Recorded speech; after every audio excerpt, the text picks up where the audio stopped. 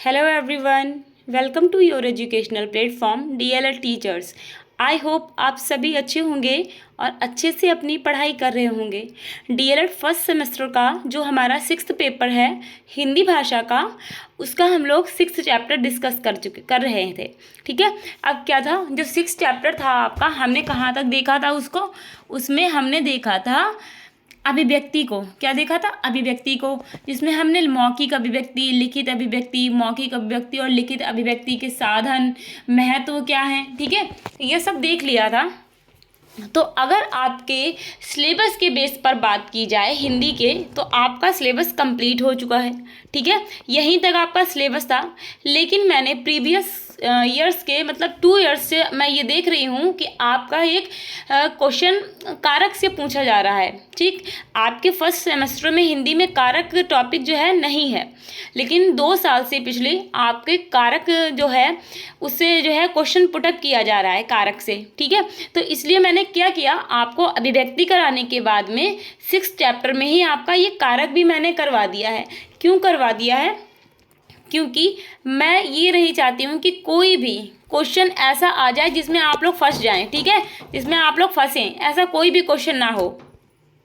तो इसलिए मैंने क्या किया है, आपको कारक जो है यहाँ पर लिखवा दिया है। ठीक, मुश्किल से आपकी 10 मिनट्स की क्लास होगी एंड 10 मिनट्स में आपकी क्लास जो है ओवर हो जाएगी। ठीक है, तो हम लोग क्या करते हैं, 6th चैप्टर में ही हमारा ये पढ़ लेंगे कारक को, और ये कारक पढ़ने के बाद आपका हिंदी का कम्प्लीटली सिलेबस कंप्लीट हो जाएगा आज। ठीक, चलिए स्टार्ट करते हैं टाइम को वेस्ट ना करते हुए। कारक 2022 में आपसे क्वेश्चन पुटअप किया गया कि कारक किसे कहते हैं। ठीक है, कारक क्या होता है, तो देखिएगा, कारक का अर्थ क्या है, करने वाला। कारक का अर्थ होता है कि करने वाला, जो करने वाला होता है उसको बोलते हैं कारक। देखते हैं, क्रिया के साथ, क्रिया से सीधा संबंध रखने वाले विभक्ति रूप को कारक कहा जाता है।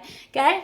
क्रिया से सीधा संबंध रखने वाले विभक्ति रूपों को कारक कहा जाता है। ठीक, जिनका क्रिया से सीधा संबंध होता है। देखिएगा, जो कार्य को करने वाला है और जो क्रिया हो रही है, देखिएगा, जो कार्य को करने वाला है, मान लीजिए मैं कार्य को करने वाली हूँ, ठीक है, तो मैं क्या हुई, कारक। और एक क्रिया, जिस काम को मैं कर रही हूँ, मैं कोई क्रिया कर रही हूँ, वो क्या है, क्रिया।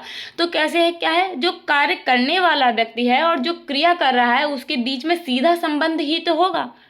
ठीक, तो इसलिए क्या कहा गया, क्रिया के साथ सीधा संबंध रखने वाले विभक्ति रूप को कारक कहा जाता है। ठीक, यह संज्ञा या सर्वनाम के रूप होते हैं जो क्रिया से उनके संबंध को दर्शाते हैं। क्या है, ये संज्ञा के रूप हो सकते हैं या सर्वनाम के रूप हो सकते हैं, जो क्रिया के साथ संबंध को दर्शाते हैं, संज्ञा या सर्वनाम के संबंध को दर्शाते हैं। ठीक, तो क्या है, 2022 में पूछा गया था कि कारक क्या है, तो आप क्या लिखोगे, क्रिया से सीधा संबंध रखने वाले विभक्ति रूप को कारक कहते हैं। ठीक है, यह संज्ञा या सर्वनाम के रूप होते हैं जो क्रिया के साथ उनके संबंध को दर्शाते हैं। ठीक, देखिएगा, अब क्या है आपका, देखिएगा क्या है, हिंदी में कारक की संख्या कितनी होती है, 8 होती है। देखिएगा, हिंदी में कारक की संख्या कितनी है, 8 है। कैसे 8 है, देखिएगा, अब देखिए, जो हिंदी में कारक होते हैं कितने होते हैं, 8। अगर यहीं पर आपसे क्वेश्चन पूछ लिया जाए, हिंदी में कारकों की संख्या होती है 8। ठीक, 8 होती है। और अगर आपसे पूछा जाए क्वेश्चन कि संस्कृत में कारक की संख्या कितनी होती है, तो देखिएगा, ध्यान रखिएगा आप लोग कि हिंदी और संस्कृत में कारक की संख्या में अंतर पाया जाता है। कैसे, देखिए, हिंदी में कारक होते हैं 8 और संस्कृत में कारक होते हैं 6, क्योंकि हिंदी में संबंध और संबोधन जो 2 कारक हैं, इनको भी कारक में गिना जाता है। लेकिन संस्कृत में संबोधन और संबंध को कारक नहीं माना जाता है। क्यों नहीं माना जाता है?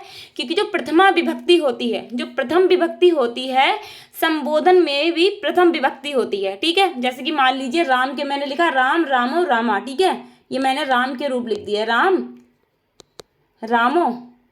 1 मिनट रुकिएगा, देखिएगा, मैंने लिखे राम, रामो और क्या, रामा। ठीक है, मैंने लिख दिया राम के रूप। 1 मिनट रुकिए आप लोग। हाँ, तो मैंने क्या लिखा, मैंने लिखा राम, रामो और रामा। देखिए कैसे मैंने लिखा राम, ठीक है, रामो और रामा। ये क्या हुआ, प्रथम विभक्ति है ना, जो प्रथम विभक्ति है उसमें है ये एक वचन, द्विवचन और बहुवचन। अब जब हम संबोधन को लिखेंगे तो क्या लिखेंगे, हे राम, ठीक है, हे रामो और हे रामा, ठीक है, ऐसे लिख देंगे ना। तो जो प्रथम विभक्ति है वही संबोधन में आती है, तो इसलिए जो है संबोधन को संस्कृत में कारक में नहीं गिना जाता है। और संबंध को नहीं गिना जाता, क्यों नहीं गिना जाता संबंध को, क्योंकि संबंध जो है उसका विभक्ति क्या है, क्रिया से सीधा संबंध नहीं होता है, इसलिए संबोधन को नहीं गिना जाता है कारक में। काहे में, कारक में नहीं गिना जाता है, कहाँ, संस्कृत में। तो अगर हिंदी में आपसे कारकों की संख्या पूछी जाए तो हिंदी में कारकों की संख्या कितनी है, हमारी संख्या है 8, कारकों की संख्या कितनी है, 8 है। और अगर संस्कृत में पूछी जाए तो संस्कृत में 6 है। 6 इसलिए है क्योंकि संबोधन और संबंध को कारक नहीं माना जाता है, नहीं गिना जाता है। ठीक, चलिए आगे देखते हैं। देखिए आगे देखते हैं, ये देखिए 8 होती है हिंदी में। देखिए अब हम क्या करेंगे, एक तालिका बना लेंगे और ऐसे ही लिखिएगा जैसे मैंने लिखा है। देखिएगा, हम एक बार स्क्रॉल करते हैं थोड़ा सा, फिर दिखाते हैं। देखिए आपको लिखना है कॉलक में कारक, फिर चिन्ह, देन अर्थ, ठीक है। देखिए कर्ता कारक, आपसे 2022 में क्वेश्चन पूछा गया कि कर्ता कारक का चिन्ह क्या है, तो क्या है, कर्ता कारक का चिन्ह क्या है। तो आपको कैसे याद करना है, कर्ता ने कर्म को करण से या द्वारा संप्रदान, को के लिए, अपादान से अलग होना, संबंध काकी के नानी ने रारी रे, अधिकरण मैं और पर, ठीक, संबोधन हे अरे अजी, ठीक है, ये क्या है, हे अरे अजी, ठीक है। तो कितने कारक हो गए हैं, टोटल 8 हो गए। देखिए यहाँ से मैं आपको दिखा रही हूँ एक बार कि देखिए कर्ता ने, थोड़ा सा रुकिए, हाँ, कर्ता ने, इसका अर्थ क्या है, देखिए काम करने वाला, कौन, काम को करने वाला, काम को करने वाला क्या है, काम को करने वाला करता है, कर्म जिस पर काम का प्रभाव पड़े। देखिए जो काम को करेगा वो कर्ता कहलाएगा, और जिस पर कार्य करने का प्रभाव पड़ेगा, ठीक। देखिए मैं कार्य को कर रही हूँ, आपको पढ़ा रही हूँ, मैं एक कार्य कर रही हूँ आपको पढ़ाने का, तो मैं यहाँ पर कर्ता हुई, ठीक है। जब मैं जो काम कर रही हूँ आपके ऊपर प्रभाव पड़ रहा है, आप पढ़ेंगे तो कुछ सीखेंगे, उससे आपके ऊपर प्रभाव पड़ेगा। प्रभाव कैसा भी हो सकता है, पॉजिटिव या निगेटिव, ठीक है। यहाँ की बात मैं नहीं कर रही हूँ, अभी यहाँ का जो मैंने एग्जाम्पल दिया इसकी बात नहीं कर रही हूँ। कोई भी कार्य जो किसी के द्वारा किया गया है उसका कोई पॉजिटिव इफेक्ट पड़े या निगेटिव पड़े, उस पर क्या होगा, कर्म कारक ही होगा। देखिएगा अब मैं यहाँ पे आपको एग्जाम्पल दे रही हूँ, मैं आपको पढ़ा रही हूँ, मैं क्या हूँ, कर्ता कारक हूँ। आप पर प्रभाव पड़ रहा है, आप पढ़ रहे हैं, जो पढ़ के चीजें सीख रहे हैं, आप पर प्रभाव पड़ रहा है, तो आप कौन है, कर्म कारक हो गए, ठीक है। करण कारक, करण कारक से या द्वारा, जिसके द्वारा कर्ता काम करे, जिसके द्वारा। देखिएगा मैं आपको किसी चीज के द्वारा पढ़ा पा रही हूँ ना, यहाँ पर मैं मोबाइल का यूज कर रही हूँ आपको पढ़ाने के लिए, ठीक है, मोबाइल का यूज कर रही हूँ आपको पढ़ाने के लिए, तो क्या हुआ यहाँ पर, करण कारक हो गया ये, ठीक। अब क्या है, संप्रदान कारक, को के लिए, जिसके लिए क्रिया की जाए, ठीक है, जिसके लिए, पढ़ाने के लिए क्रिया कर रही हूं ना मैं ये सब, तो क्या हुआ, पढ़ाना हो गया संप्रदान कारक। अपादान कारक, से अलग होना, जिससे अलगाव हो। देखिए जैसे हम कहते हैं, आपसे कोई क्वेश्चन पुटअप किया जाए कि पेड़ से पत्ते गिरे, ठीक है, यमुना नदी, गंगा नदी हिमालय से बहती है, तो क्या हो रहा है, अलगाव हो रहा है। गंगा का जो हिमालय से अलगाव को दिखा रही, अलग होने को दिखा रहे हैं, तो यहाँ पर क्या हो जाएगा, अपादान कारक हो जाएगा। सिर्फ से नहीं, आप देखिए पेड़ से पत्ते गिरते हैं, ठीक, तो आपको पता चला कि अपादान है। देखिए और क्या है, जैसे कोई कहीं कहीं पे ऐसा होता है कि से नहीं लगा है फिर भी अपादान है। देखिए मैं आपको एग्जाम्पल, मुझे याद नहीं आ रहा, अभी मैं बताऊंगी आपको अपादान का। ठीक है, जहां पर भी अलगाव होगा, ठीक है, जहाँ पर भी अलगाव को प्रदर्शित किया जाएगा, अलगाव दिखेगा आपको, अलग होना दिखेगा, वहाँ पर अपादान कारक होगा, चाहे से का चिन्ह आपको मिले या ना मिले। ठीक, बच्चे ने फल तोड़ा, अब क्या है, फल जो है अलगाव हो रहा है पेड़ से, तो क्या हो जाएगा, अपादान कारक हो जाएगा। संबंध कारक क्या है, का, की, के, ना, नी, ने, रा, री, रे, अन्य पदों से संबंध। ठीक है, अधिकरण में पर क्रिया का आधार। संबोधन कारक किसी को पुकारना या बुलाना। ठीक है, ये संबोधन कारक है। तो चलिए एक बार देखते हैं सही से, देखिएगा कारक क्या है। कारक सबसे पहले जो कार्य को करने वाला होता है कारक कहलाता है। फिर क्रिया से सीधा संबंध रखने वाले विभक्ति रूप को कारक कहा जाता है।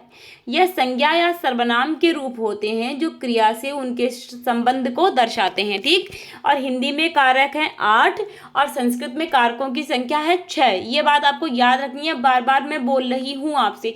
संबंध और संबोधन को संस्कृत में कारक में नहीं काउंट किया जाता है। ठीक, चलिए आगे देखते हैं।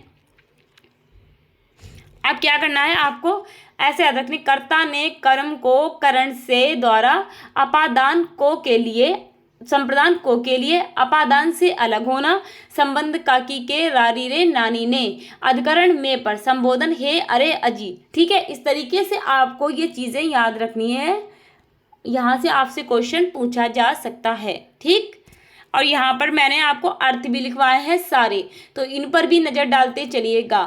ठीक, चलिएगा, तो क्या होता है यहाँ पर, मैंने आपको कारक समझा दिए।